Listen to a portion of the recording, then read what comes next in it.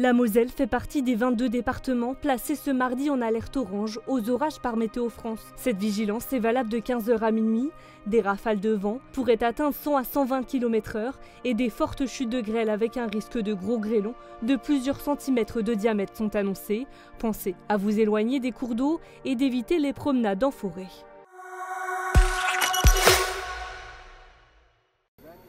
Un parc lumineux 100% LED à la fin de l'année à Montigny-lès-Metz. Au carrefour du souvenir français, la mairie a inauguré ce chantier d'ampleur avec la présentation de 2 nouveaux équipements. 2500 sources de lumière seront remplacées par des ampoules économes et énergivores, garanties au moins 10 ans. Il y a un abaissement de puissance intégré, donc dans ce boîtier-là, il y a un système qui peut être géré, comme monsieur le maire a dit, avec son téléphone, où vous pouvez faire ce que vous voulez en fait, il y a plein de programmes qui existent. Et en soi, arrivé, je dis une bêtise, vous êtes à 100% à 22h et puis peut-être vers 23h, vous allez redescendre à 50% ou 75% et puis après, ainsi de suite, vous pouvez faire autant de réglages que vous voulez. Avec ces installations, les 2831 sources lumineuses de la voirie seront désormais en LED. Une volonté du maire qui a rallumé les lumières la nuit. Moi, je n'ai jamais été partisan du noir total dans les quartiers, pour des raisons évidentes de sécurité.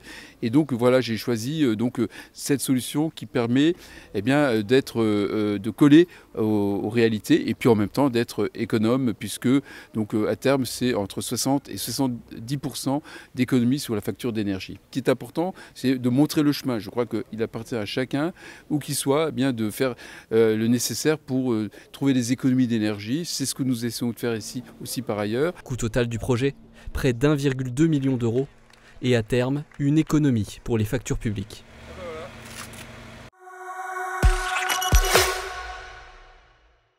Méfiez-vous des apparences. Malgré un calme plat dans certaines de ces allées, à quelques mètres règne l'agitation. Ici, à Rémerin-les-Putlanges, le camping municipal racheté par Capfun en 2021 est en pleine expansion.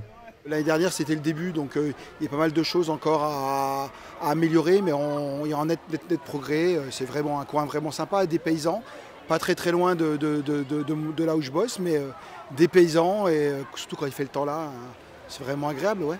De 120 mobil-homes, il va passer à 600 à terme. Un investissement représentant plusieurs millions d'euros. Pour l'économie locale, c'est une aubaine. Lorsqu'un camping Capfun s'implante, l'objectif c'est d'une part de recruter local, de faire travailler les gens du secteur, mais aussi pour nos clients de pouvoir consommer local. Et donc ça fait partie aussi de nos démarches chez Capfun, c'est-à-dire que par exemple le gérant du restaurant achète ses produits locaux pour que nos clients qui ne connaissent pas forcément la Moselle découvrent aussi les spécialités de la région. Je pense que c'est important et d'ailleurs on a eu d'excellents retours aussi concernant les commerces de proximité dans les villages voisins qui nous ont indiqué qu'ils avaient une hausse de fréquentation de leur établissement, notamment en plein été. Avec cette structure, le département étoffe encore un peu plus son offre touristique. Le camping de Rémerin-les-Putlanges s'ajoute à ceux de Gros-Tanquin, Volstroff et récemment du domaine de la Muche. Pour nous, c'est la démonstration que tous nos territoires ont des atouts, ont une identité qui intéresse et qui attire les touristes. Ici, en Moselle, cela représentera près de 5000 lits. Vous pouvez imaginer, ça représentera 500 000 nuitées de tourisme. Et on me dit que la Moselle n'est pas touristique. Pour nous, c'est important de démontrer, et nous le démontrons ici, que des grands groupes nationaux s'intéressent à la Moselle touristique. Idéalement situé, avec la proximité notamment de l'Allemagne, mais aussi de la Belgique et des Pays-Bas, Capfun espère obtenir les 4 étoiles dès le gros des travaux terminés. Chaque année, l'entreprise accueille 2 millions de vacanciers dans ses différents campings à travers l'Europe.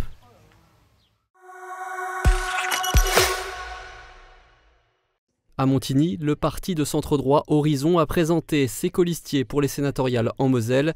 Nos 3 questions à la tête de liste, Anne Boucher. Alors déjà, Horizon, c'est la construction d'une nouvelle offre politique pour être au plus près des territoires, au plus près des maires. Donc Édouard Philippe souhaite donner une place centrale aux maires. Et donc cette dynamique en fait, qui est enclenchée par Édouard Philippe devrait nous permettre d'élire un maximum de sénateurs pour peser ensuite dans le débat national. Et puis cette dynamique devrait permettre par la suite de faire élire Édouard Philippe en 2027 à l'élection présidentielle. des élus expérimentés, des élus qui partagent les valeurs des élus de terrain. Donc il y aura Jean Zordran, le maire de Valmestroff, Amandine Lavoisier-Merlet, conseillère municipale à la ville de Metz et conseillère métropolitaine. Il y aura également Pierre Cuny, maire de Thionville, Ghislaine Melon, maire d'Henry, et puis Dominique Ferraud, maire de Béronne-les-Forbach. Et actuellement, la 7e place est en cours d'arbitrage. C'est une liste avec des élus Horizon. Maintenant, le parti d'Édouard Philippe, c'est un parti qui se veut aussi rassembleur de toutes les bonnes volontés pour construire et servir la France de demain. C'est un parti ouvert, c'est un parti moderne, et donc on ne ferme évidemment la porte à personne.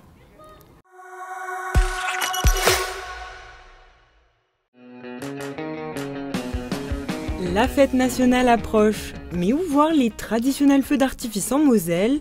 Eh bien, dès le 13 juillet, rendez-vous à Montigny-lès-Metz, à Phalsbourg, Thionville, Moyeuvre-Grande, à Cattenom ou encore à Florange pour voir le ciel s'illuminer dès la nuit tombée. Pour les puristes qui préfèrent attendre la fête nationale du côté de Étanges-Grande, Lutz, Morange et Rémy, les feux d'artifice seront tirés le 14 juillet au soir.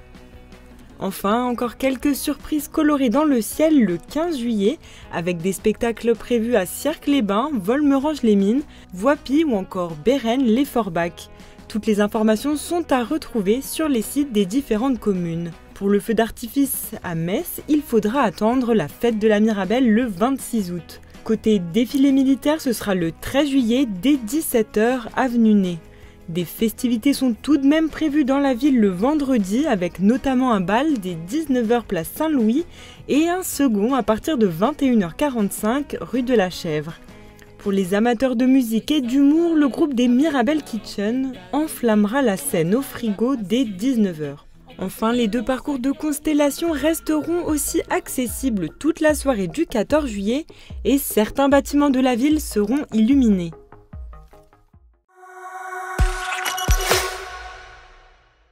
La 13e édition du marathon de l'Eurométropole de Metz, initialement prévue pour le 8 octobre 2023, est annulée. En cause, la baisse des subventions, qui s'explique d'après la vice-présidente de l'Eurométropole, Nathalie Spormeyer, par le conflit à la tête de l'association entre Hubert Herminger, l'ancien président, et Michel Villot, le nouveau. Lors de l'édition 2022, 7000 sportifs avaient enfilé leurs chaussures pour participer à la course et 25 000 personnes avaient visité le village du marathon. Cette décision risque donc d'impacter l'économie de la région et de décevoir plus d'un sportif.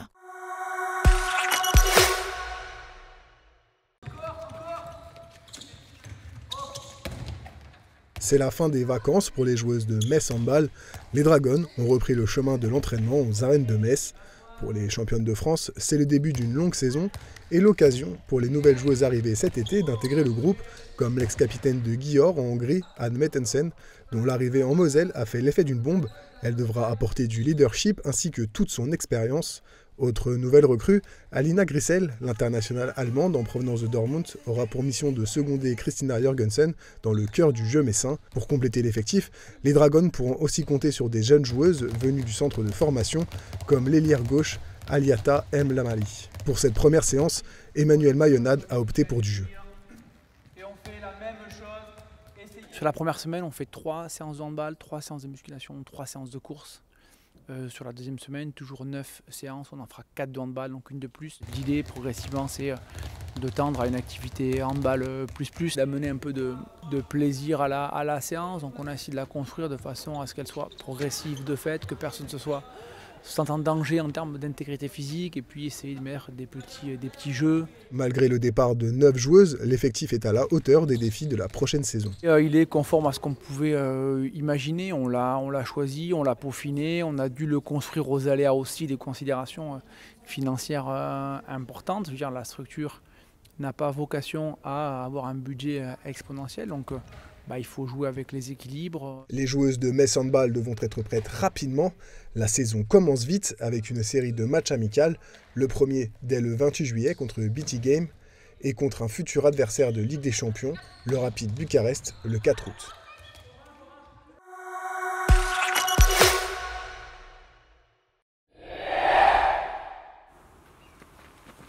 Les règles sont les mêmes qu'au golf, envoyer la balle dans un trou en un minimum de coups. Sauf qu'ici, le ballon de foot remplace la balle de golf. Voici le foot golf. Il faut rester concentré tout le long du parcours et pas se perdre, voilà. Pas se laisser distraire en cas de mauvais coups et se dire que la partie n'est pas finie jusqu'à la fin, quoi. Le golf d'Amnéville a accueilli le week-end dernier la 13e étape des championnats de France de foot-golf.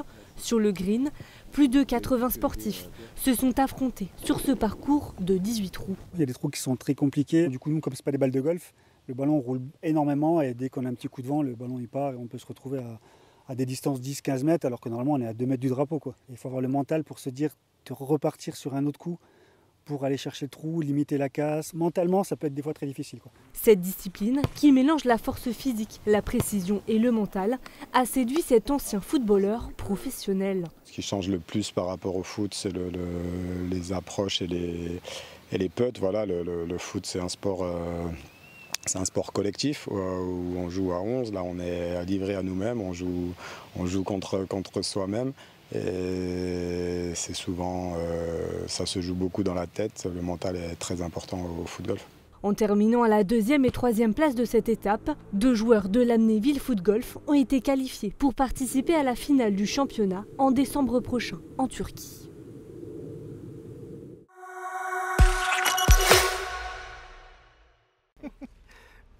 Pépel est un artiste retraité. Lorsqu'il a vu les émeutes pour la mort de Naël et la médiathèque Jean Massé de Borny s'embraser, il s'est dit qu'il devait intervenir à sa manière. Pour cela, des papiers carrés de 20 cm de côté, figurant des arbres coloriés, collés sur les murs. C'est simplement du papier journal, sur lequel on passe un coup de blanc, un coup de peinture blanche. Alors tantôt les pochoirs, tantôt c'est peint directement à la main. Et puis après, bon, on colorie. On fait du travail de coloriage, comme chez les enfants. Vous voyez, et puis ça suffit. Alors, des fois, ça fait des très beaux trucs. Plus de 120 œuvres ont été placées tout autour du bâtiment. À l'aide de pochoirs, d'un crayon de papier, d'un cutter et de la peinture acrylique, Pépel s'est lancé l'hiver dernier dans la conception de ces arbustes. Pour lui, c'était le moment de les afficher. Ma médiathèque, elle brûle. Et je me suis dit, elle a droit quand même à un enterrement correct. Un enterrement en couleur, même si maintenant elle a perdu un peu de ce qu'elle était. Et j'en ai profité pour me débarrasser de tous mes papiers colorés pour lui faire une couronne d'adieu. Habitant à Borny depuis son plus jeune âge, Pépel est affecté par la perte de ce lieu. Parce qu'elle était quand même chouette, cette médiathèque. J'ai passé des après-midi là-dedans uniquement. Bon, c'était pour la fraîcheur aussi, hein. Mais rien qu'à fouiner, ça me suffisait. On n'a pas eu ça, nous, dans notre jeunesse. L'homme de 65 ans souhaitait que sa création soit la plus écologique possible. Celle-ci est éphémère et s'effacera à la première pluie.